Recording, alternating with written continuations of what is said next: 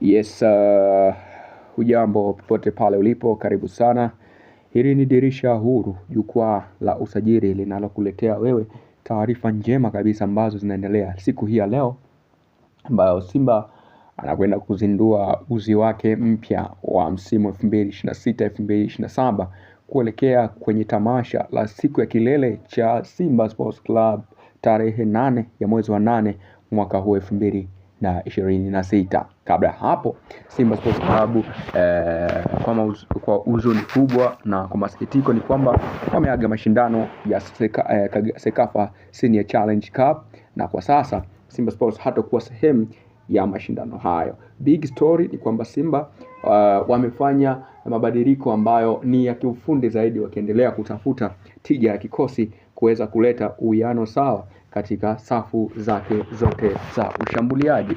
Moja, Simba wanatakiwa kuhakikisha kwamba hawaweki utegemezi kwa striker mmoja tu kama ambavyo imekuwa. Ni kweli tumeshuhudia chuma kimefungwa na Elie Mpanzu Kibisawala, lakini Ibrahim Dumbia amefanya kazi ambayo ni hatari sana, kazi ambayo ni ya kimsingi sana, kazi ambayo ni ya kiume sana. Lakini tunatakiwa kuheshimu michuano, tunatakiwa tuheshimu kile ambacho kinatarajiwa kuwepo, kwa sababu kinachoenda kutokea msimu unaofuata sio cha kitoto. We're going to see the new version.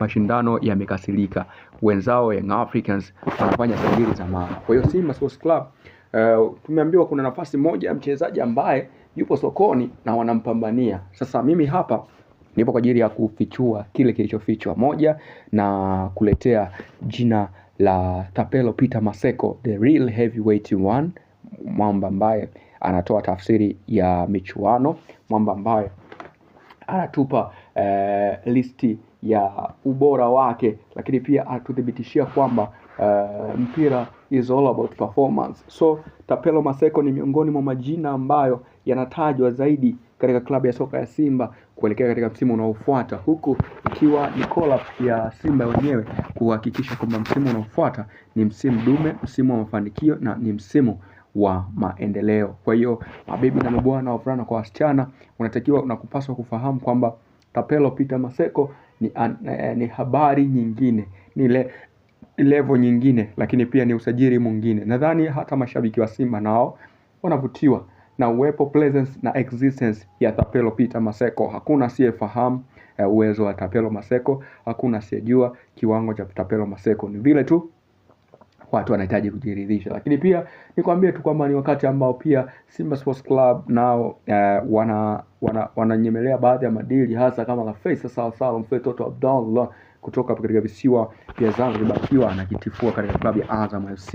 Na sasa ni wakati ambao version mpya, mawazo yao mapya na focus yao mpya inaendelea kuwa pale. Nipende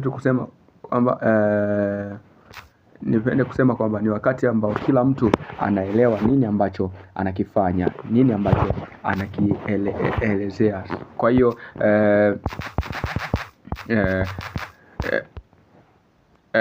Simba wanaendelea kufanya marekebisho, wanaendelea kufanya jambo ambalo mambo ambayo ni muhimu sana katika msimu unaokuja, kwa sababu unaenda kushindana na Yanga ambayo ina striker kama Peter